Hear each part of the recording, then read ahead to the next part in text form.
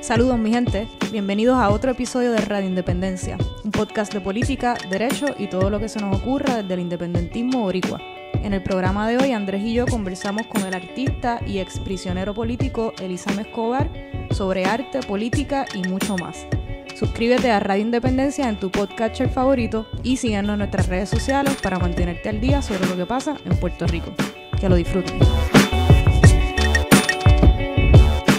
Saludos mi gente, bienvenidos a otro programa de Radio Independencia. Como siempre con ustedes, Andrés González, me acompaña como siempre Adriana Gutiérrez, hola a todo el mundo. Estamos bien contentos porque desde el inicio parte de este programa, como hemos dicho, tiene un fin educativo, que es un poco hablar de la historia del independentismo en Puerto Rico y a la misma vez nosotros aprender de esa historia. Uno de los, digamos, de los aspectos más en los que más curiosidad he tenido es ¿verdad? En el movimiento y en la lucha clandestina que ha habido en Puerto Rico, particularmente, ¿verdad? En el siglo XX. ¿Por qué? Bueno, pues porque por razones obvias no es algo de lo que mucha gente sepa ni de lo que se hable todos los días en detalle.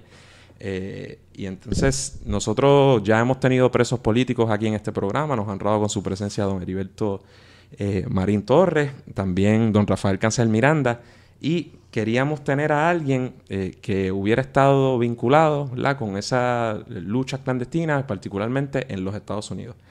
Pero no solo eso, nos honra con su presencia a una persona que se ha destacado desde hace muchos años como uno de los grandes artistas que tiene Puerto Rico.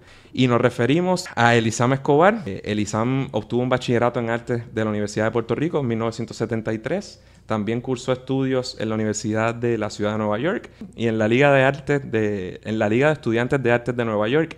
Y, por si no lo he dejado claro, estuvo en prisión 19 años por estar vinculado a la lucha por la independencia de Puerto Rico. Y le agradecemos mucho que esté con nosotros aquí. Gracias. Mira, quería decirte, lo que pasa es que hay errores que se siguen repitiendo pero estuvimos técnicamente 19 años, yo .5 meses, pero estuvimos 6 años en probatoria, o sea que es una forma de prisión. Claro que sí. Eso ¿verdad? Son cosas que no las hemos pensado bien, pero redondeando son 20 años de prisión, más 6 años, son 26 años que estuvimos bajo ¿cómo te digo?, la jurisdicción federal, porque la probatoria es una forma de encarcelamiento, tú sabes, porque yo no me podía, por ejemplo, para yo salir de Puerto Rico tenía que pedir la autorización.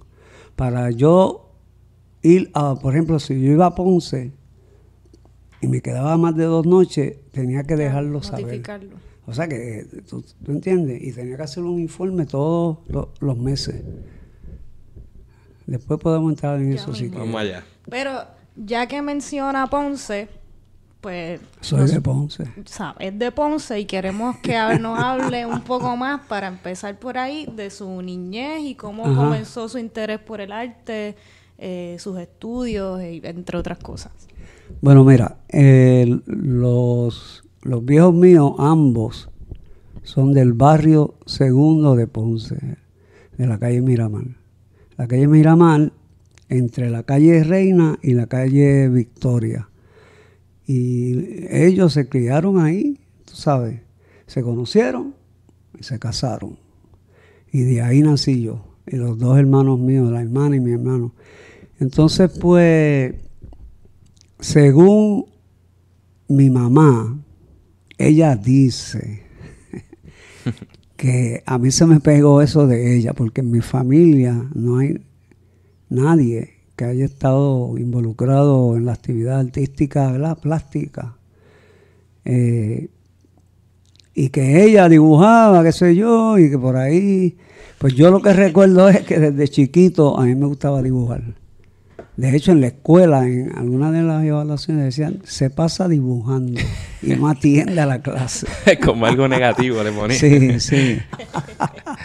Y todo eso llegó hasta que nos mudamos a Bayamón, porque los viejos míos, el viejo mío trabajaba en la construcción y la construcción estaba en el norte, no en el sur. Entonces, tenía que estar dando viajes, pues decidió, mira, nos vamos para Bayamón, a Lomas Verdes, de las primeras urbanizaciones que había en Puerto Rico. Y al principio yo no quería, ¿sabes? Yo me sentí bien mal porque dejé mis amigos. ¿Qué edad tenía más o menos ahí cuando se Yo tenía mudaron a como Bayamón? 10 años. Porque yo nací en el 48 y en el 58 es que se mudaron. Y me acuerdo porque yo tenía una bicicleta de 2 luces que eran de los modelos del 58.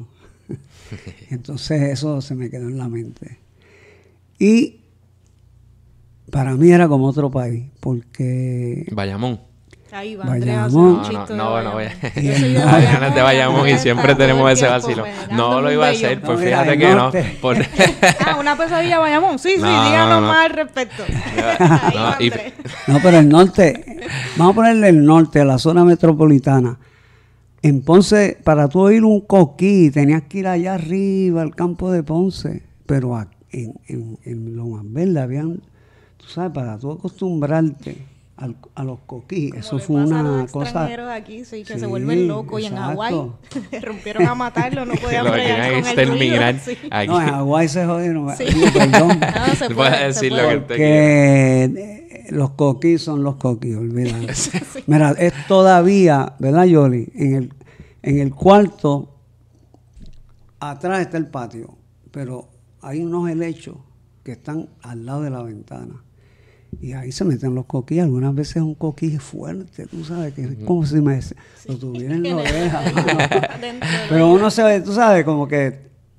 Sí, después Sí, le uno coge los gusto. tolera. Sí. y- Después uno sí. se va a otro sitio y los extraña. Sí, qué boricua se le ha Ya a ocurrido mí me matar a un gusta para coquí. dormir. Hacho, a mí me da ¿qué? Muchacho, eso es tiene un que crimen. haber. Eso es un crimen. Tiene que haberlo. Chacho, no. Pero... Ajá, y entonces ahí estuvo en la escuela elemental Muñoz Rivera. Hicimos el research. Ah, María. Y en la escuela superior Cervantes. Y eso fue un evento. La primera vez que yo conocí la lucha de clase, sin saber lo que era la lucha de clase. Porque nosotros veníamos de Lomas Verdes a la Muñoz Rivera en guagua, ¿verdad? Y los muchachos del caserío, porque el caserío Virgilio Dávila estaba cerca, estaban las parcelas. Entonces, pues ya tú sabes, tú llegas nuevo, mira. Lo primero que hicieron conmigo fue, me dijeron, mira, ¿y tú de dónde eres? Yo soy de Ponce. ¿Y tú peleas? Y digo, bueno, yo no peleo, pero si tengo que pelear, tengo que pelear. Entonces, pues vente, nos fuimos para atrás y me echaron a un muchacho, era como alemán, La un inicia- boricua alemán. El más grande que pudieron encontrar. Y yo peleé con él y supuestamente gané. Ahí me empezaron a aceptar, no me aceptaron completamente. Después la droga comenzó a tomar protagonismo, ¿me entiendes? Y ya no había esa lucha entre sectores, ¿verdad? Eran los que estaban... En la droga. Ajá, exacto. Pero fue algo... Me di cuenta después, mira, esta gente son del caserío. Nosotros venimos de urbanización, una urbanización pobre en el sentido, ¿verdad? Clase media pobre, porque Lomas Verdes no era nada... Pero como quiera, había esa cuestión de estatus, ¿sabes? Estatus social. Y eso era fuerte. Entonces, ¿cuándo, digamos, comienza a militar o tiene una conciencia política más, pues, más hacia, digamos, hacia el independentismo? ¿Desde pequeño o eso vino después? Bueno, mira, en la familia mía habían independentistas que estuvieron en el Partido Nacionalista de los dos lados, de los Escobar y los Ortiz. El tío abuelo mío, el Infaz Escobar, era miembro del Partido Nacionalista y tenía 12 años, porque antes era así. Los nenes ya de 12 años estaban maduros, adultos, hoy no. Hoy tú puedes tener 30 años y todavía estás medio... Entonces, él estuvo en la masacre de Ponce y participó en el atentado a Winship. O sea, y estuvo preso.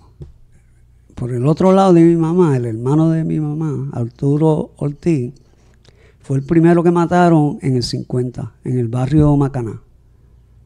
Mataron como a 3 nacionalistas, un enfrentamiento que tuvieron con la policía. Pues yo era independentista, tú sabes, emocionalmente. Antes era así, en la calle de Miramar los únicos independentistas eran el viejo mío y otro plomero. Esos eran los únicos independentistas. Todo el mundo era popular, no había PNP todavía. El Partido Estadista Republicano y después vino el PAC. Tú oíste hablar del PAC, el Partido sí, Acción Cristiana. ¿Verdad? Pues yo siempre me sentía como, diablo, el PIB nunca va a ganar, en la minoría, tú sabes. Pero eso nunca pasó a la militancia hasta que yo, por ejemplo, en la escuela superior estaba la FEPI. La hermana mía... La Federación Estudiantil Pro Independencia. Que es una... La hermana mía era de la FEPI, yo no. Yo no quería meterme en eso porque yo como veía mucho exhibicionismo. Y yo era independentista, pero tú sabes. Low key. Entonces, en el 67, cuando el llamado plebiscito, que los independentistas lo boicotearon, excepto un tonto que se puso, tú sabes, a representar los independentistas, se llamaba La Rueda.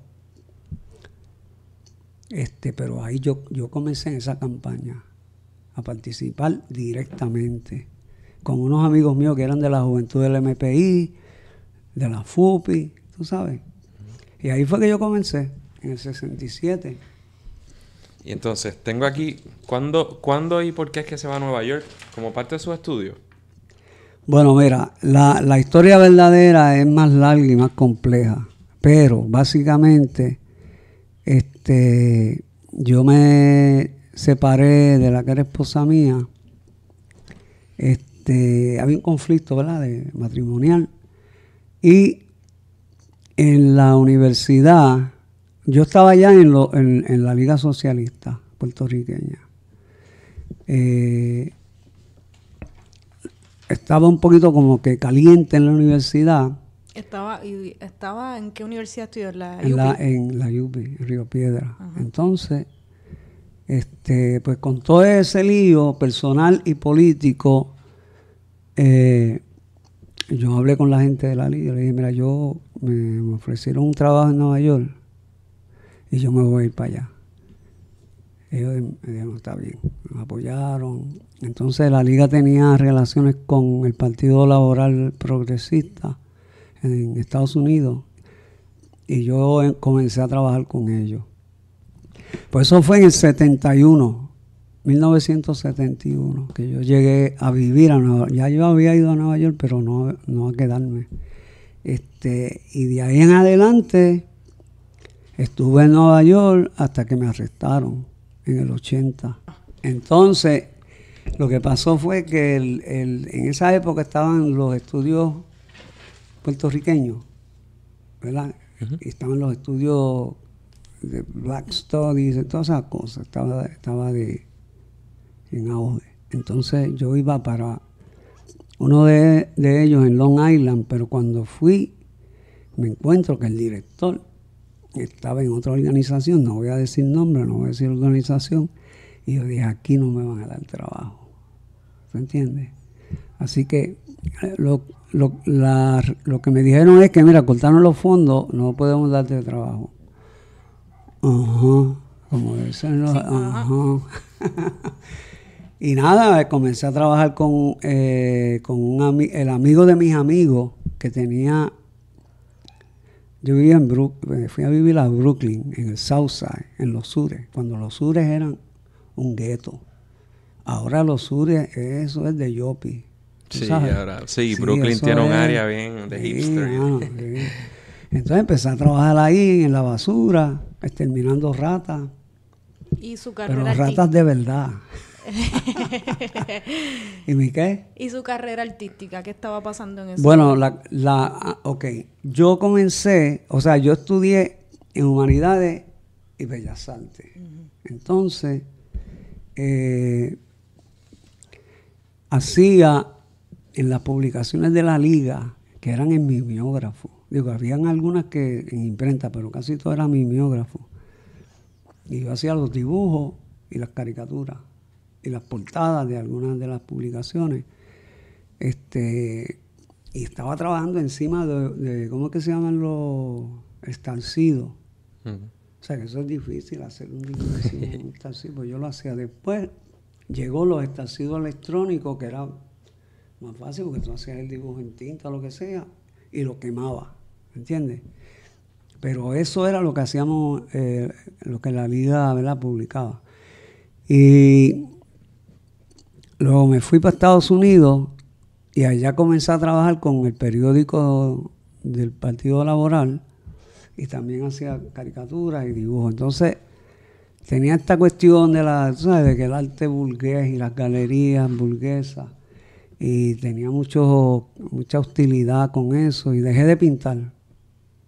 Lo que hacía era las caricaturas y dibujos para la organización. En 1980 es cuando los arrestan. Y lo arrestan particularmente o oficialmente por los vínculos según el gobierno, con las Fuerzas Armadas de Liberación Nacional. Entonces, ¿en qué momento usted ingresa a esos grupos clandestinos allá en los Estados Unidos? Cuando yo estaba en la Liga, estaban los Comandos Armados de Liberación, ¿verdad? Y estaba el MIRA, Movimiento Independentista Revolucionario Armado. Pero la Liga tenía diferencia con esas dos organizaciones porque la Liga decía que eran foquistas. Foquistas eran, ¿verdad?, yo imagino que ustedes saben, pero para explicarlo aquí, que el foco guerrillero, ¿verdad?, que en la Revolución Cubana eso sucedió. Pero esa realidad cubana, las condiciones cubanas, la guerrilla cubana sobrevivió, ¿verdad? Y era un foco guerrillero, pero tenía el apoyo del Partido Comunista Cubano, tenía el apoyo de las uniones, de los estudiantes, y poco a poco se fueron integrando. Pero en ese momento el problema era que tenía que haber un apoyo, ¿cómo te digo?, de las fuerzas públicas a los movimientos clandestinos. Y lo había hasta cierto punto. Pero los objetivos de ellos eran más bien centros de trabajo, donde los que sufrían eran los trabajadores. Porque si tú pones un artefacto explosivo en una tienda de ropa, ¿verdad?, en un centro comercial, aunque fuera de Estados Unidos, estás afectando el trabajo de esa gente. Entonces habían diferencias. Una vez yo estaba en Estados Unidos, ya la cosa cambió porque ya esas dos organizaciones dejaron de funcionar y surge otro movimiento clandestino donde están los macheteros, los voluntarios y qué sé yo. Habían como 3 o 4 organizaciones en Puerto Rico y en Estados Unidos se forma la Fuerza Armada de Liberación Nacional, ¿verdad? O sea, que es paralelo a la misma vez que los macheteros, porque esa cronología sí, no la tenía muy clara, me gustaría. Sí, más o menos. Yo no, de verdad, yo no podría decirle esto fue el primero y esto fue el segundo. Pero es más o menos simultáneo, ¿verdad? Entonces, la nueva estrategia, la nueva línea política era atacar centro del imperialismo. O sea, te quiero decir, bases militares, oficinas de reclutamiento, todo ese tipo de cosas, corporaciones grandes, ¿entiendes? Que todo eso en Puerto Rico y en Estados Unidos. Entonces, pues, pero esa fase, como yo lo veo, esa fase del movimiento clandestino era una fase de comando. Y esos comandos, ¿verdad?, las distintas organizaciones clandestinas, el propósito, el ideal era culminar en un ejército nacional, ¿entiendes? De todas las organizaciones. Estamos hablando de principios de los 70, más o menos. Estamos hablando de en los 70, ponle a mediados de los 70. Y eso se dio en algunas acciones que todas las organizaciones coincidieron, ¿verdad?, para objetivos específicos. Y ellos eligieron a Juan Antonio Conregel como el comandante, ¿verdad?, del movimiento. Y eso se fue formando, pero no se dio porque, bueno, primero nos cogieron a nosotros, ¿verdad? Ahí hubo un bajón. Luego a los que acusaron de los macheteros en el 80 y 85. La gente que yo he visto en Puerto Rico me dicen que esa época fue una depresión. ¿Tú entiendes? Porque se acabó el movimiento clandestino en realidad. Aunque hubieron algunas cosas, pero ya ese movimiento no existía, ¿entiendes? Y habían otras formas de lucha como la Vieques, que era la resistencia pacífica, qué sé yo. Entonces, cuando los arrestan en el 88 en Chicago. En el 80. En el 80. Y los acusan de conspiración sediciosa, que es lo mismo por lo que acusaron a Oscar López y demás compañeros. Pero no los acusan por un hecho en específico. No se les pudo probar. Sí, ellos, mira, lo que pasa es que la conspiración sediciosa es un cargo de idea. Tú no tienes que hacer nada para que te acusen de conspiración. Solamente pensar, ¿verdad? Y te graban por teléfono, mira, que este va a poner un pancake ahí en la panadería de la 120. Entonces, cuando nos arrestaron a nosotros, nos cogieron con armas. ¿Entiendes? O sea, que a nosotros nos acusaron de posesión de armas, transportación de armas, qué sé yo, vehículos robados, todas esas cosas. Y cuando dice nosotros, un poco para que la gente lo tenga claro, estamos hablando, entre otros, me corrige, sí. Carlos Alberto Torres, Luis Rosa, Adolfo Matos, usted, Ricardo Jiménez, Alicia Rodríguez, Ida Luz, tenemos por aquí Dilcia Pagán, un montón. Carmen Valentín. Aide Beltrán, Aide Beltrán. Ese es el grupo. Y Luis Rosa, ¿lo dijiste? Sí, Rosa. Sí. Y yo. Yo estaba ahí. ¿Y todos cumplieron el mismo tiempo en prisión? Sí. Lo que pasa es que a Luis Rosa y a Alicia lo cogieron en otra cosa. El mismo día. Y a ellos lo acusaron de cargos más fuertes. Pues tuvimos el juicio estatal y el federal. En el juicio estatal, a Aide se la llevaron para Nueva York. Directamente para el juicio federal. A ella la acusaron de asesinato, homicidio, qué sé yo. Alguien que murió en una acción. Y la separaron del grupo. A nosotros, a todos, nos hicieron un juicio estatal, pero Luis y Alicia estaban en un juicio y el resto en otro. Okay. Entonces nosotros, no aceptamos la jurisdicción de las cortes y no nos defendimos, y teníamos los mejores abogados en Estados Unidos, pero no nos defendimos porque estaban criminalizando el movimiento, ¿entiendes? Entonces lo que hacíamos hacíamos declaraciones hasta que los jueces no podían más y nos metieron en un cuarto, tú sabes, a oír el juicio. Nos pusieron abogados y nosotros no queremos abogados. Un muchacho y nosotros le decíamos, mira,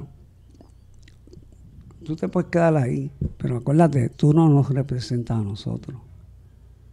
Dijimos que no queremos abogados. Y él decía, pero están violando la ley esa gente. Y yo, bueno, pero no queremos defensa legal. Entonces, pues, el primer juicio nos dieron 8 años a la mayoría. A Luis y Alicia le dieron 30 en el estado. Y luego vino el juicio federal. Por los mismos hechos. Por los mismos hechos, pero conspiración sediciosa. También, que como usted dice, es el mismo revólver, sí, el mismo escopeta, la misma qué sé yo qué, en los mismos vehículos, lo que llaman el doble, claro, double jeopardy, porque ¿verdad? Es curioso, porque ahora a raíz de Sánchez Valle, ¿verdad? Recordarán quienes nos escuchan que en Puerto Rico, eso, ¿verdad? Con ciertas distinciones, porque es medio complicado, pero Puerto Rico y federal no se puede del 2016, porque como los americanos decidieron que aquí no hay soberanía dual, pues entonces es como si el mismo gobierno te estuviera acusando 2 veces. En Puerto Rico no se puede. Pero hoy continúa siendo el caso en los estados con respecto al gobierno federal, que como son soberanías distintas en teoría, pues entonces el estado te puede acusar por ¿verdad? Por los mismos hechos por los que te acusó el gobierno federal. O sea que un poco eso podía estar pasando. Entonces, obviamente, ellos dicen que no es double jeopardy, porque como tú dices, son 2 jurisdicciones distintas. Pero obviamente sabemos que sí, porque ¿cómo tú me vas a acusar de lo mismo 2 veces? Estoy de acuerdo. Y hay jueces, de acuerdo. Y hay jueces que si esa pregunta llegara nuevamente a la Corte Suprema Federal, lo verían a sí mismos, porque después de todo es un derecho ¿verdad? Del individuo, y qué le importa si es el Estado o el otro si te están juzgando por lo mismo 2 veces. Sí. Bueno, entonces, ya llegamos a la prisión. Esto debe ser un tema que a lo mejor le cansa recordar lo mismo. No sé si es duro para usted recordarlo. No, yo no tengo problema. Pasa. Pues yo tengo curiosidad en saber si hubo un cambio en su vida antes y después de prisión, que supongo que sí, pero más como persona me gustaría saber como artista también. Bueno, si mira, cambió. desde que yo estaba en la Universidad de Puerto Rico y un poquito antes, yo tenía el conocimiento de lo que era un artista comprometido, ¿verdad? Y para mí eso era importantísimo. Y yo entendía que los mejores artistas, por ejemplo, en este caso los artistas plásticos, especialmente los pintores y los artistas gráficos. Y la llamada generación del 50 de artistas. Y del 50, pues ellos estaban comprometidos con la lucha de afirmación cultural. Ajá. Muchos de ellos eran independentistas, la mayoría, pero otros no eran independentistas, pero mantenían un compromiso desde el arte. Entonces yo tenía esa conciencia y tenía conflicto, tú sabes, porque hay una contradicción muchas veces entre la lucha política directa, ¿verdad? Y la actividad artística, más artística dentro de la cultura, pero la actividad artística. Y yo estaba, pues yo cogí por hacer el trabajo político y el arte político en un sentido de donde se repetía el discurso político en el arte, ¿entiendes? Es como si yo digo lo mismo de lo mismo. Uh-huh. Como si yo digo, mira, hay la lucha de clase, pues un montón de obreros peleando contra una compañía, una fábrica, lo que sea. Pero yo hacía mi arte un poquito más personal, ¿verdad? Que lo hacía y me sentía bien, pero en términos ideológicos, esos eran años que había una lucha ideológica bien fuerte. Y, por ejemplo, Pekín, lo que dicen hoy Beijing, yo no puedo decir Beijing. ¿Verdad? Pekín, qué cosa, como son las Pekín cosas. Pekín y Moscú habían roto, y los chinos acusaban a los soviéticos de que eran revisionistas. En esa época, revisionismo era una palabra mala. Quería decir que ellos estaban un reformista, cambiando los principios, ¿verdad? Marxistas, comunistas, lo que fuera. Después, con los años, se convirtió en algo positivo, ¿sabes? Por ejemplo, en la historia, es un historiador revisionista, lo que quiere decir es que revisaba la historia, ¿verdad? Buscando nuevos datos, una nueva lógica, lo que sea. Pero en esa época, revisionismo era negativo. Entonces había una lucha bien fuerte ideológica. En la Liga tomó la línea de Pekín, ¿entiendes? Porque Corregel había estado en el Partido Comunista en Estados Unidos, que era de la línea soviética. Y perdone, ¿verdad? Sobre Corregel, ¿verdad? Además del poeta nacional y que nos ha regalado los grandes poemas que hoy se han musicalizado, llegó a ser el secretario general del Partido Nacionalista anteriormente. Entonces, claro, luego se pasa, que es algo que de los temas, el que escuche Radio Independencia sabe que esta vaina me fascina, de cómo se va del nacionalismo ¿verdad? A militar más en grupos que, pues, más lo que posteriormente sería, digamos, el marxismo-leninismo o sea que seguimos con esta figura de Corregel, pero ahora está entre Liga Socialista y otras organizaciones más marcadamente de izquierda, digamos. Sí. Y ahora, perdón que haga esa... No, mira, la cuestión es que Corregel dice, porque dicen que doña Consuelo era, ¿verdad?, que fue la que influyó en Corregel, porque doña Consuelo era miembro del Partido Comunista en Estados Unidos. Ellos se conocieron en la cárcel y ahí se enamoraron. Una flechita así, mira. ¡Pum! Y entonces doña Consuelo era una cosa, una belleza. Y Corregel también. Bueno, la cosa es que Corregel dice que él ya tenía ideas socialistas antes de estar en el Partido Nacionalista, pero que él entendió que el Partido Nacionalista era el lugar donde él tenía que estar, por la cuestión de la lucha por la independencia. Claro. Y él decía que la lucha por la independencia es una forma específica de la lucha de clase. Porque hay muchos socialistas, marxistas, dogmáticos, tú sabes, que ven la lucha de independencia como algo pequeño burgués. Seguro. Pero papi, tú sabes, esa es la contradicción principal. Sacando de contexto totalmente la realidad puertorriqueña y la tradición, chacho.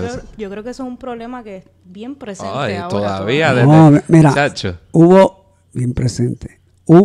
un momento que el Partido Comunista puertorriqueño optaba por la estadidad o la estadoidad. Ellos decían que esa era la solución. Como Santiago Iglesias Pantín mucho antes. Sí, pero ese... Sí. Olvídate. Iglesias Pantín era un reformista y los americanos lo usaron.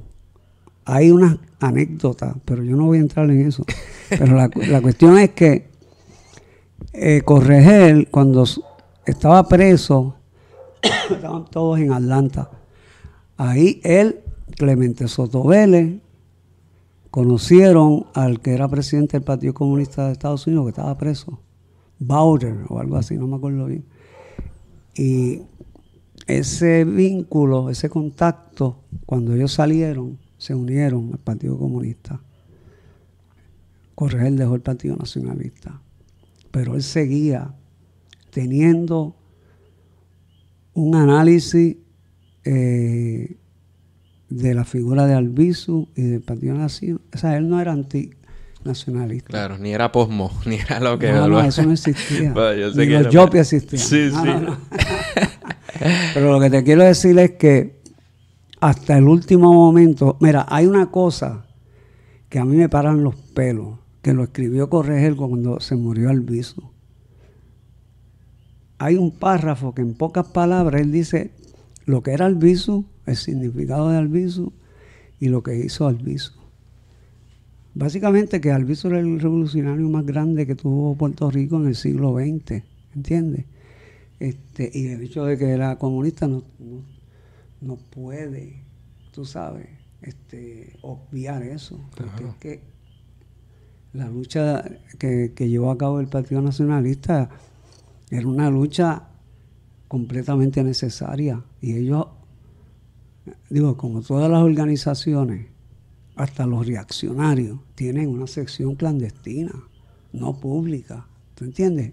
Los demócratas, los republicanos de Estados Unidos. Pues el Partido Nacionalista tenía su sección clandestina. Y todo, ¿verdad? Todo eso. Por ejemplo, mira, cuando asesinaron o ajusticiaron a... ¿cómo se llama? A Riggs. A Riggs. Primero fue Elías Buchan y estaba Irán Rosado. Irán Rosado fue el primero que trató, no pudo, y lo arrestaron. Después vino Elías Buchan, vestido de blanco, bien lindo, bien, tú sabes, y dijo, mira, yo lo vi, le dijo así, yo lo vi, yo sé quién es, anda por ahí. Y le dijeron, vente, móntate. Y ahí vino él, mira, y le hizo ¡pa! Y lo acabó con él. Lo metieron para el tribunal y olvídate, los mataron. Pero el tercer hombre que estaba, viste que primero fue falló, después viene y no falló. Pero había uno, y era Corregel. Corregel era el tercero, que si fallaba Buchan, le tocaba a él. Suerte que no le tocó, porque si no, Sí, imagínate. tú sabes, la historia hubiera sido otra. ¿Y a usted le daban materiales para pintar sin problema o le restringían? Bueno, mira, en la prisión, especialmente en la federal, en la estatal te venden cosas, pero son cositas sencillas como pinceles, pintura y canvas. Pero en la federal tú puedes enviar a comprar por los magazines, ¿verdad?, de arte. Y obviamente ellos tienen que aprobarlo. Pero ahí era que nosotros comprábamos el material. Pero tenías que pagar. Y además de eso, yo compraba 100 pesos en materiales. Tenía que pagar 25 pesos a la prisión. El 25%. Creo que era, no sé. Bueno, la cosa es que yo estaba pagando por pintar. Básicamente porque tenía que pagar.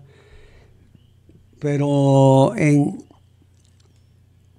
la prisión, en el estado, yo pinté, pero no tanto. ¿En qué año es que el grupo, o sea, que se le da el indulto? Usted sale, ¿verdad?, bajo la presidencia de Bill Clinton. ¿Qué dijiste?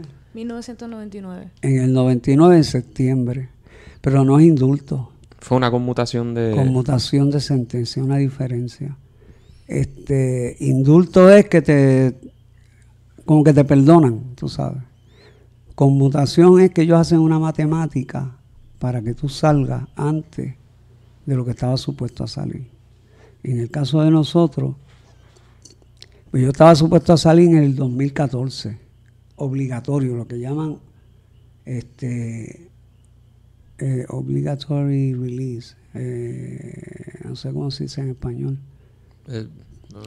Ponle salida obligatoria, salida tienes compulsoria. que salir aunque no quieras, te sacan y te tiran fuera de aquí. Está bueno ya.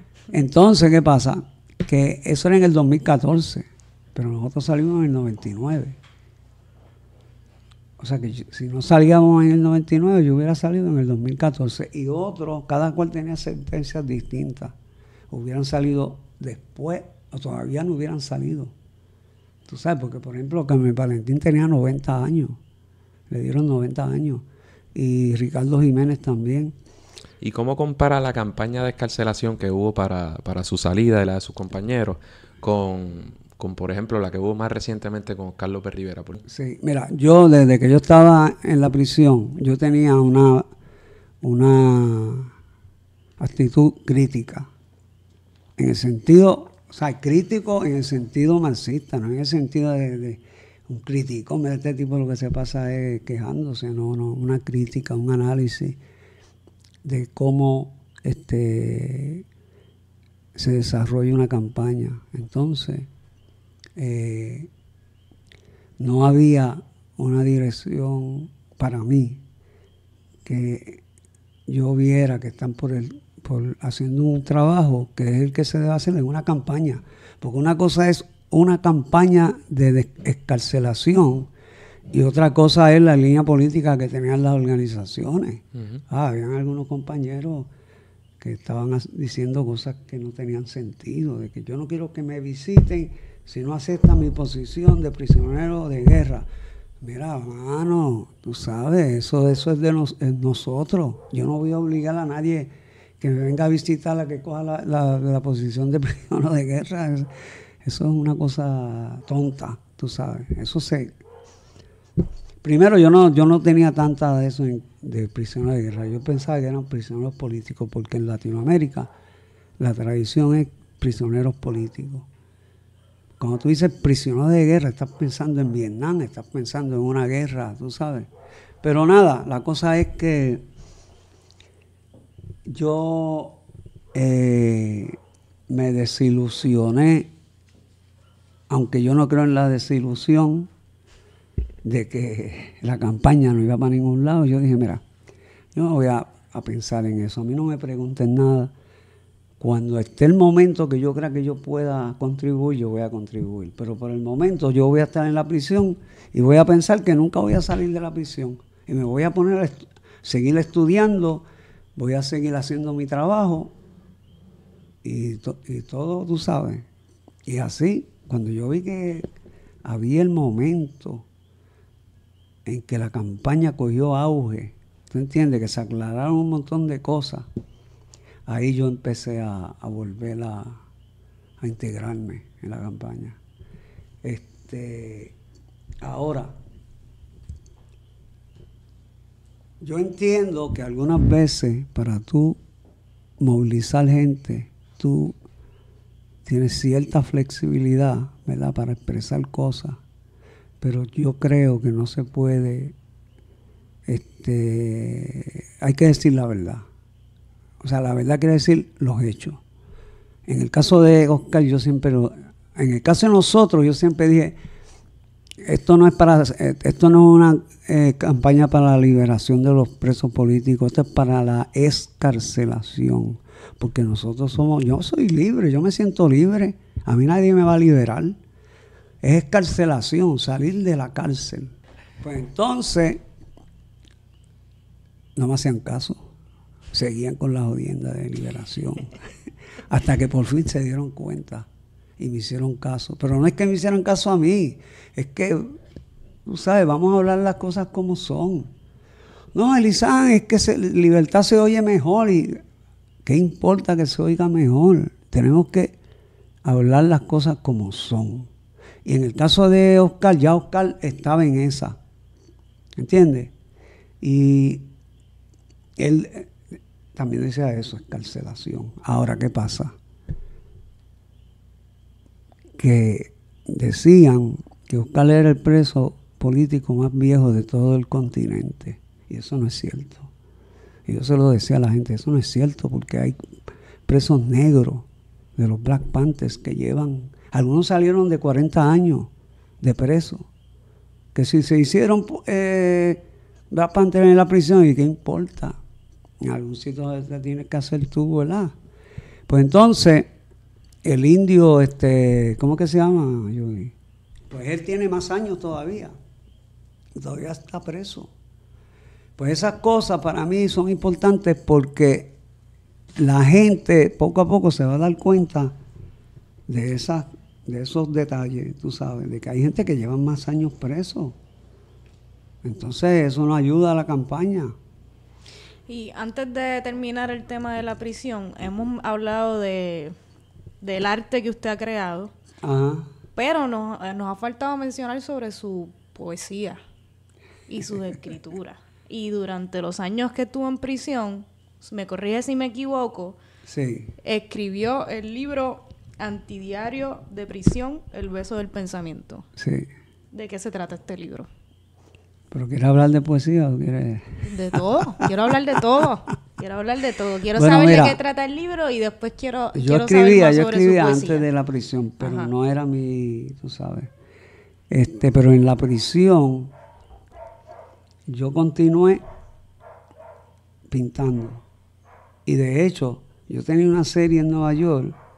Porque después de el último año en Nueva York, yo estuve en un programa que era para artistas que estaban, tú sabes, bajo el nivel de pobreza. Y en Nueva York teníamos un grupo de puertorriqueños y estábamos trabajando con la Asociación Hispana de las Artes, de todas las disciplinas. Yo trabajaba como artista visual, gráfico, tú sabes. Bueno, la cosa es que ahí yo comencé a pintar de nuevo, porque me hacía falta, además de los dibujitos y las caricaturas que están chéveres, pero básicamente eran ilustrando los editoriales del partido. Uh-huh. ¿Tú entiendes? Sí. No es lo mismo. Sí, no es lo mismo. Tenía como entera libertad. Exacto, de hacer. Entonces yo me di cuenta, después en la prisión empecé a reflexionar sobre esa relación entre arte y política, ¿verdad? En el caso nuestro, el arte y la liberación nacional, o la lucha por el socialismo, ¿verdad? Uh-huh. Que el arte, no puedo decir verdadero porque se oye mal, pero el arte tiene, digamos, una epistemología distinta a la de la lucha política, o la filosofía, o la ciencia. El nivel simbólico, ¿verdad?, es el límite de la libertad para mí. Después de eso no hay más nada. Tú puedes, pero es que, y mucha gente lo usan para engañar, para crear ignorancia, para manipular. ¿verdad? A través de las novelas, a través de la narrativa, a través de la poesía, a través del cuento, a través de las imágenes. Entonces, eso me dio una nueva, volví de nuevo a la época cuando era estudiante, a rescatar eso y a darle seguimiento y desarrollar el pensamiento teórico sobre la praxis artística. En este caso la pintura, pero también el ensayo y la poesía, ¿verdad? Entonces yo no pinté por un año, en el 1900, cuando me sacaron de Wisconsin, porque yo tenía una exhibición que estaba dando la vuelta en Estados Unidos, y llamó mucha atención. Y en la federal, cuando hay un preso que llama la atención, lo sacan. Y me sacaron de Wisconsin, que eso es en los lagos del norte, y me llevaron a Oklahoma, que eso es el desierto. Entonces, bueno, una historia larga, pero básicamente me desaparecieron los materiales, no me los querían dar. Yo quería pintar en el sitio de arte, pero lo cerraron porque querían hacer algo más grande. Pasaron una ley que no se podía pintar en las unidades y no podía hacer nada. Pues me puse a escribir más. Y el antidiario comenzó ahí. Una noche yo estoy así, yo digo, espérate, porque yo estaba haciendo lo que llaman en inglés cutouts. O sea, yo estaba haciendo como un librito que era distintas, había poesía, había narrativa, había sueños, pero entonces yo empecé a recortar cosas y los ponía, iba a la biblioteca de leyes, mientras todos los presos estaban con la ley, yo estaba acá haciendo arte. Y sacaba copias y olvídate. Del antidiario surgió porque yo quería transcribir el pensamiento, pero me di cuenta que no se puede. Por lo menos no se puede de la forma que yo pensé que se podía. Yo sabía que no podía. La primera página ya me di cuenta que eso no se podía. Que se puede acercar uno. Es como los sueños. Tú transcribes un sueño, pero no es el sueño que soñaste. ¿Tú entiendes? Sí.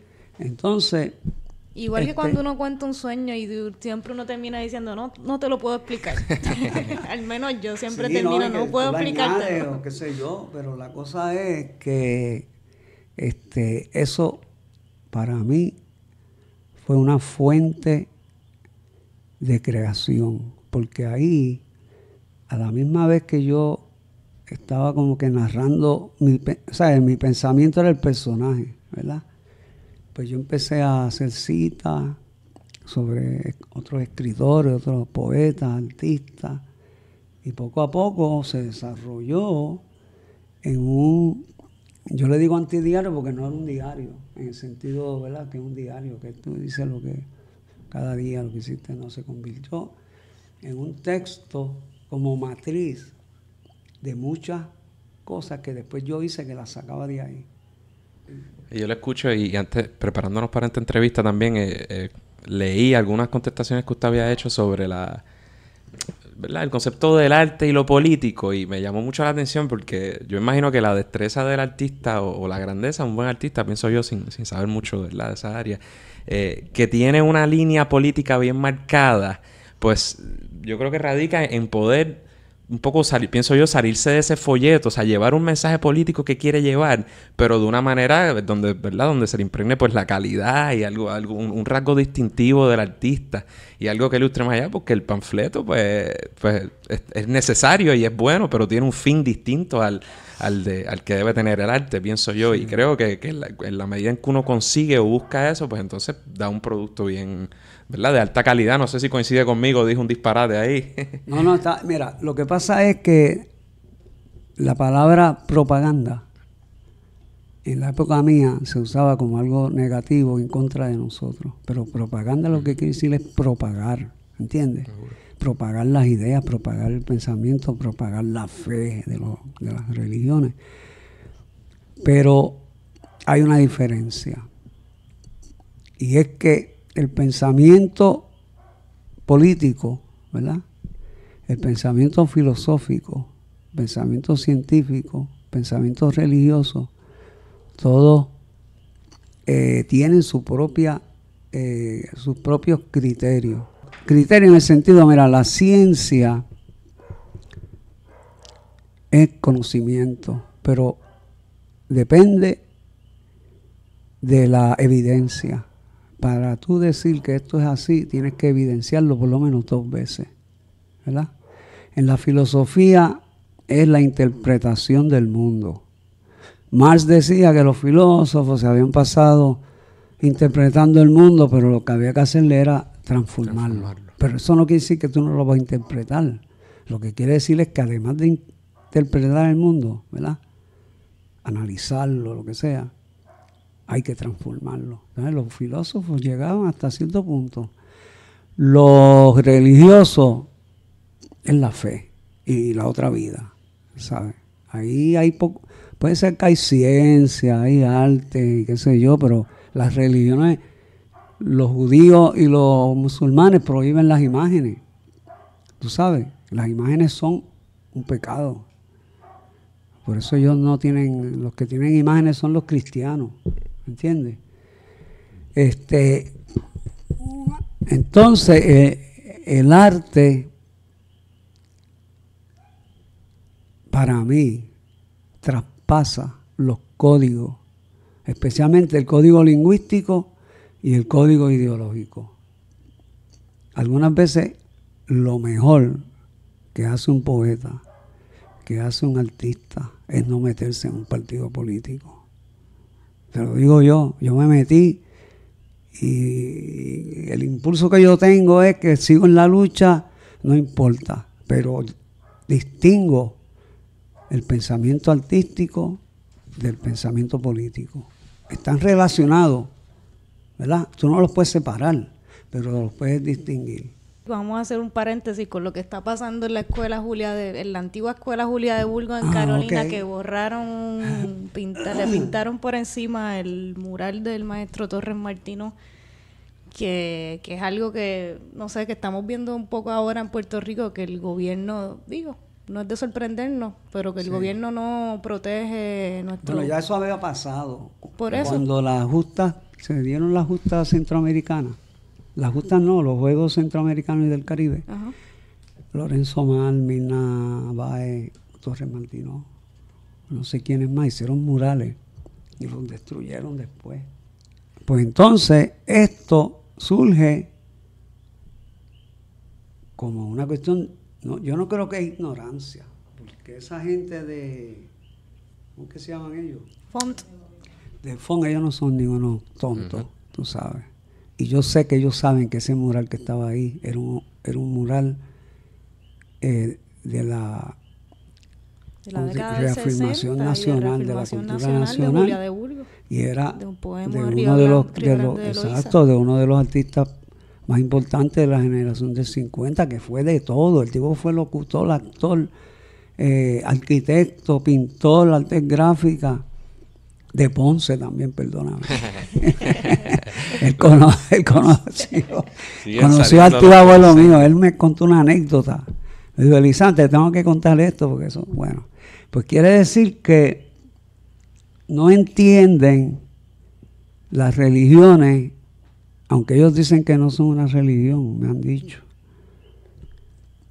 Ellos están en la cuestión del negocio, ¿me entiendes? Y ellos, para ellos, cuando ven eso, mira, eso está obstaculizando, tú sabes, esa pared, vamos a pintarla. ¿Algo más, Adriana? Siento que se me quedan muchas cosas, pero pues tenemos que... Pues le queremos agradecer, hemos abusado de su confianza, llevamos ya un ratito y le queremos agradecer el que haya estado con nosotros, como ven o como escuchan. Es impresionante su historia y su carrera, porque los seres humanos somos más de una cosa, ¿verdad? Yo no pensaría que alguien que que estuvo 25 más o menos años preso. 26 años, ¿verdad? Preso, luchando y por sus vínculos con la independencia de Puerto Rico, ¿verdad? Que tiene todo ese ámbito de su vida, estamos seguros de tantos cuentos, de tantas historias que contar y tantos pensamientos que tiene que haber pasado por su mente antes, durante y después, pero a su vez tiene también todo este ámbito tan complejo o más interesante y productivo en el mundo de las artes, que son, ¿verdad? Que dos esferas que se mezclan pero se distinguen, como usted dice, y es un placer haber hablado con usted y aprendido mucho del asunto político y del arte, de donde a mí me falta muchísimo aprender, pero seguiré tratando de aprender cada día más. Bien. Pero mira, para concluir, en una entrevista que me hicieron la semana pasada fue Jorge Rodríguez, ¿sí? Que tuvimos una exhibición colectiva de pequeños formatos en Contrafuerte, en el Viejo San Juan. Pues en esa entrevista yo le dije, porque él quería saber más o menos del cáncer y qué sé yo. A mí, o sea, yo no estoy en eso de arte de cáncer ni nada de eso. Ahí me dio cáncer y ya. Pues, ¿qué pasa? Que yo le dije a él que a través de mi experiencia en las prisiones y en los hospitales, que tienen mucho de prisión, yo he concluido que el arte está más avanzado que la ciencia. Que me perdonen los científicos y que me perdonen, ¿verdad? Pero para mí es así. El arte se ha adelantado a muchas cosas que después la ciencia llega. Freud, por ejemplo, en el psicoanálisis, él decía que él aprendió eso de los poetas, del inconsciente. Ya los poetas ya... Él había, tú sabes, visto que ellos sabían lo que era el inconsciente, o por lo menos las regiones inconscientes en el cerebro que salen, ¿verdad? Con la escritura automatista, etcétera, etcétera. Así que puede ser que suene arrogante, puede ser muchas cosas, pero yo, cuando estaba preso estaba en la prisión de Manar, eso es en el sur de Illinois. Era como el tercer año, ¿verdad? En el 83.